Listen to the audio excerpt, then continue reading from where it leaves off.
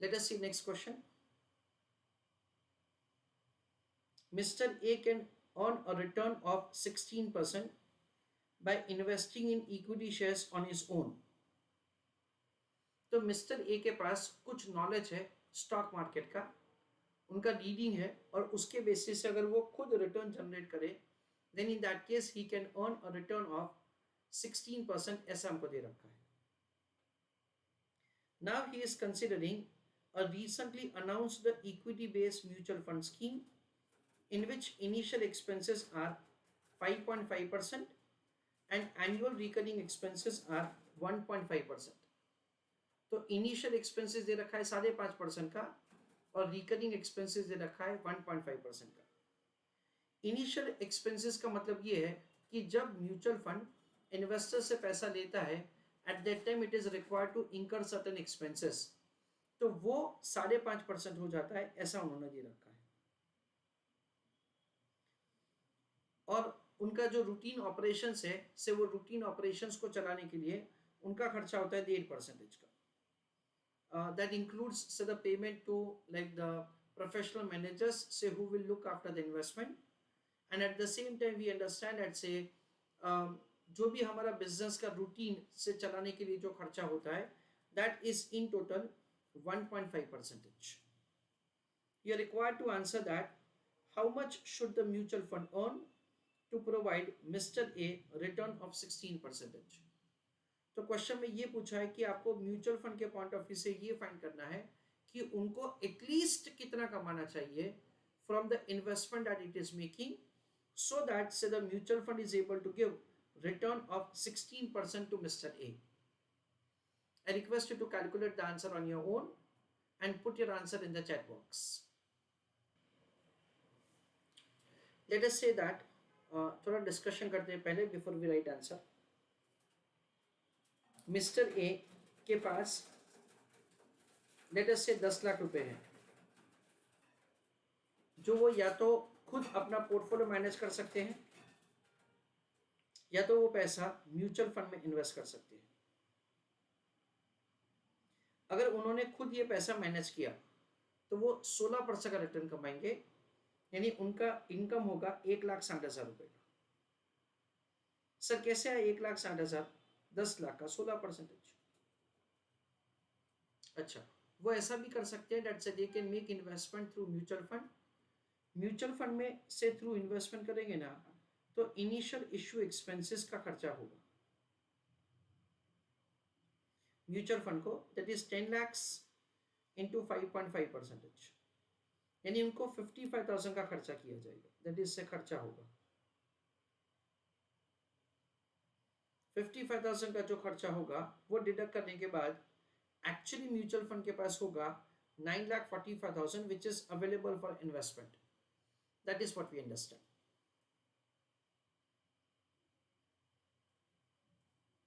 Now we understand that's over here कि mutual fund is suppose to earn from the investment. तो देखो मैं लिख रहा हूं म्यूचुअल फंड के पॉइंट ऑफ व्यू से इनकम, उसमें से हम लोग क्या करेंगे लेस एक्सपेंसेस, उसके बाद हम लोग क्या लिखेंगे friends net income. Dear students, we are required to find a kind of break-even point. We are required to find a kind of indifference point. That is the point at which the Mr. A is indifferent whether he is managing the portfolio on his own or he is that is investing through mutual fund. तो अभी का उनका जितना income है ना, at least उतना income उनको mutual fund से मिलना चाहिए. यानी आंसर क्या होगा 1,60,000. इंपॉर्टेंटली फ्रेंड्स, जब हम लोग दैट इज कोई भी म्यूचुअल फंड का रिपोर्टिंग स्टेटमेंट देखते हैं तो एक्सपेंस रेशियो है ना, वो जो उन्होंने अमाउंट इन्वेस्ट करके रखा होता है ना उसके ऊपर कैलकुलेट किया जाता है. तो एक्सपेंस का कैलकुलेशन कैसे होगा 9,45,000 into 1.5%.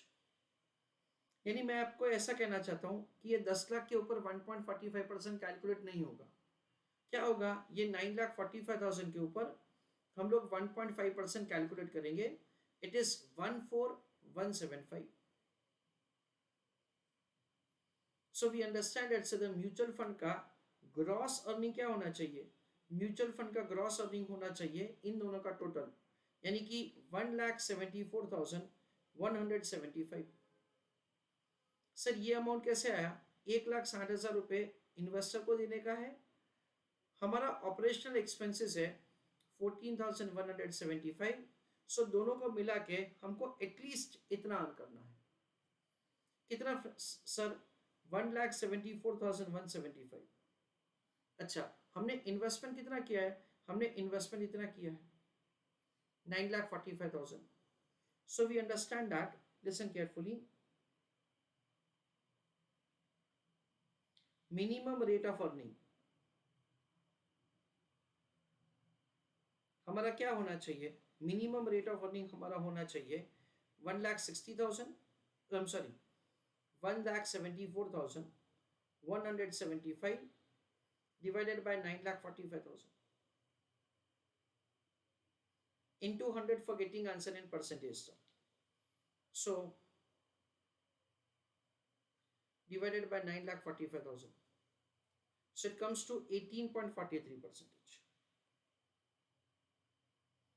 So basically we would be having, say, the minimum rate of earning, that is mutual fund का मिनिमम रेट ऑफ अर्निंग 18.43% होगा, तो ही उस केस में से वो मिस्टर ए को 16% का रिटर्न दे पाएंगे, अदरवाइज वो 16% का रिटर्न नहीं दे पाएंगे।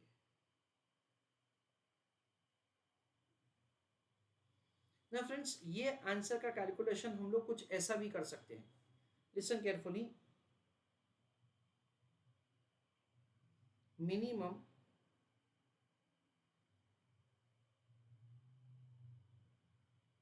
rate of earning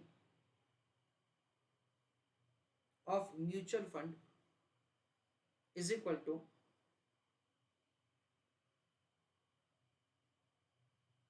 required rate of return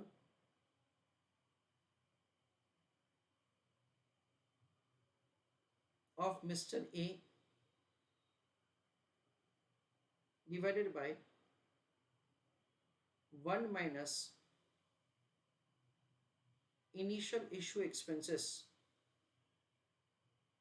ये जो भी आंसर है उसमें हम लोग क्या करेंगे, एनुअल रिकरिंग एक्सपेंस ऐड करेंगे,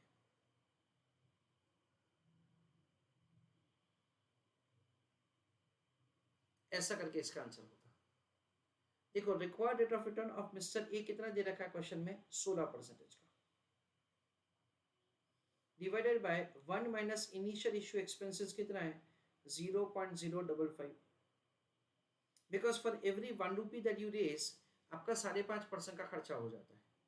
सो over here we understand that say 1 minus 0.055, यानी for every 1 rupee that say investor has invested, आपके पास है सिर्फ 0.945 for investment.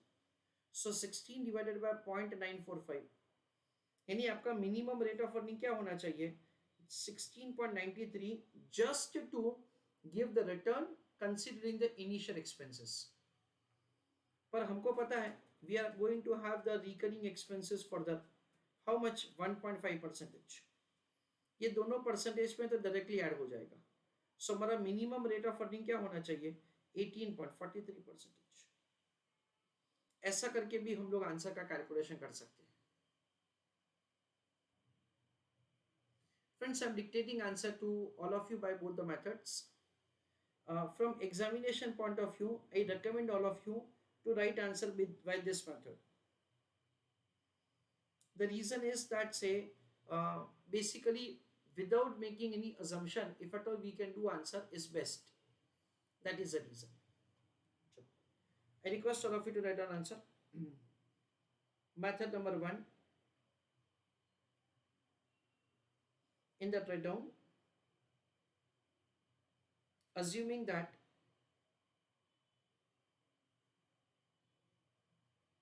Mr. A has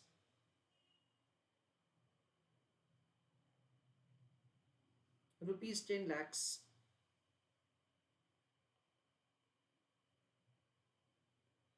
available for investment,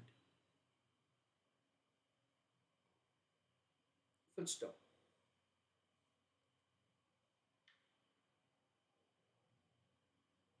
Mr. A would expect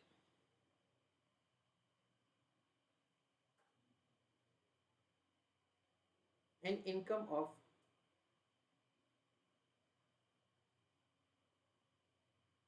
rupees 1,60,000. Bracket में लिखो 10 lakhs into 16% with paragraph write down. When Mr. A will invest this amount in mutual fund,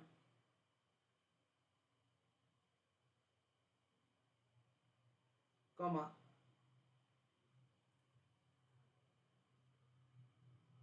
there will be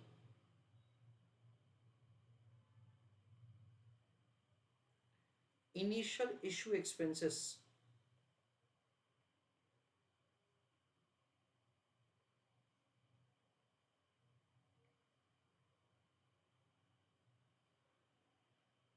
of rupees 55,000. Bracket में लिखो 10 lakhs into 5.5%.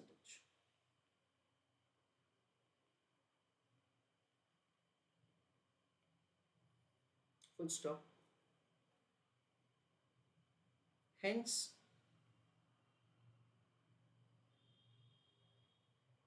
mutual fund has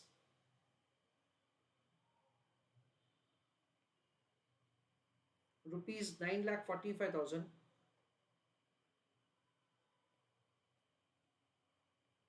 available for investment.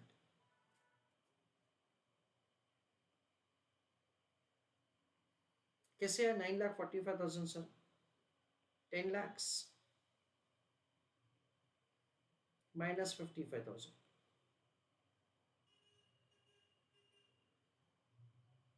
With paragraph write down.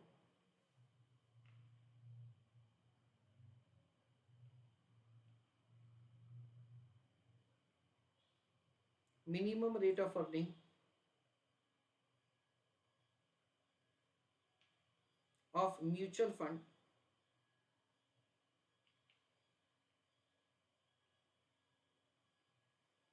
should be as under.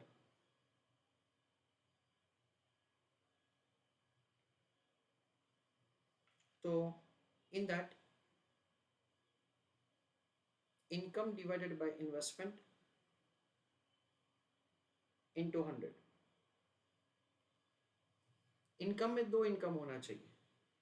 We understand at से एक 1,60,000 जो उनको देने का है plus 9,45,000 के ऊपर 1.5% का जो खर्चा होने वाला है डिवाइडेड बाय 9,45,000 जो हमारे पास है इन्वेस्टमेंट करने के लिए.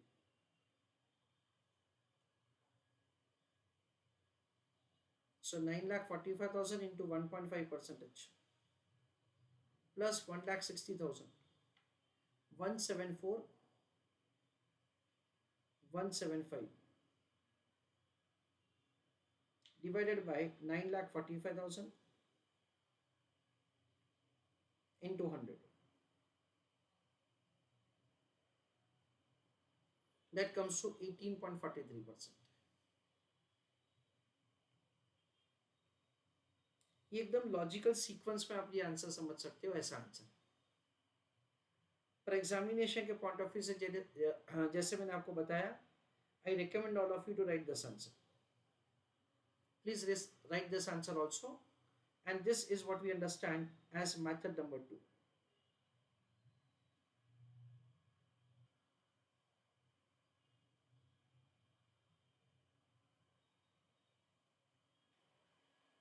I want somebody of you to give answer for the second part of the question in the chat box. Whether Mr. A should make investment in the mutual fund, that is a question. I request you to give answer for the second question in the chat box. Friends, basically question में हमको mutual fund का rate of earning का information नहीं दे रखा है. सो we understand that से हम लोग इन्वेस्टर को ऐसा बोलेंगे Let's say what is your expectation about the rate of earning of the mutual fund.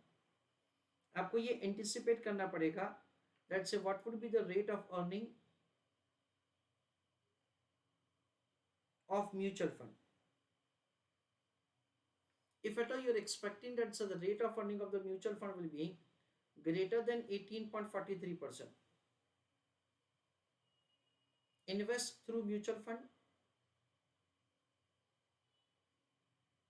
then the answer is yes. कि अगर आपको लग रहा है कि rate of earning of the mutual fund ज़्यादा होगा, then you should invest. If at all the expected rate of earning of the mutual fund is less than 18.43%, then no, you should not invest. If at all the rate of earning of the mutual fund is exactly 18.43%, then in that case you are indifferent whether to make investment through mutual fund or not. This is the way financially we are supposed to take the decision. Please write an answer. So this is the way the open-ended answer can be given regarding the investment through mutual fund. I give you a small summary of the entire answer. ये question में हमको ऐसा दे रखा है that से एक investor है, वो अपने खुद से अगर पोर्टफोलियो मैनेजमेंट करते हैं, then in that case उनका रिटर्न होगा 16%. वो भी ऐसा सोच रहे हैं that let us invest through a recently that is a like introduce a mutual fund scheme. वहाँ पे initial issue expenses mutual fund का होगा 5.5%. यानी ये 5.5% का खर्चा डिडक्ट करने के बाद म्यूचुअल फंड की जेब में आएगा 9,45,000. हमको यहाँ पे break even rate of earning find करना है म्यूचुअल फंड का. सो 9,45,000 का 1.5% उतना रिकरिंग एक्सपेंस होगा. 1,60,000 रुपए का इनकम मिस्टर ए को मिलना चाहिए. सो ग्रॉसअप करके म्यूचुअल फंड का अर्निंग इतना होना चाहिए. This is the earning divided by the investment 9,45,000. So we understand that the mutual fund का minimum rate of earning क्या होना चाहिए? It should be 18.43%. ऐसा हम लोग समझते हैं. इसको हम लोग ये शॉर्टकट मेथड में भी लिख सकते हैं एग्जामिनेशन के पॉइंट ऑफ व्यू से, जिसमें इन्वेस्टर का required rate of return divided by 1 minus initial expenses. ये जो भी आंसर है उसमें 1.5% डायरेक्टली ऐड करेंगे तो ये रेट ऑफ अर्निंग आ जाएगा म्यूचुअल फंड का, at which it will be able to give the return of 16% to investor. अगर म्यूचुअल फंड का एक्सपेक्टेड रेट ऑफ अर्निंग उससे ज़्यादा है, then in that case the investment should be made through the mutual fund. अगर mutual fund का rate of earning उससे कम है, then in that case the investment should not be made through mutual fund. ऐसा हम लोग समझते हैं.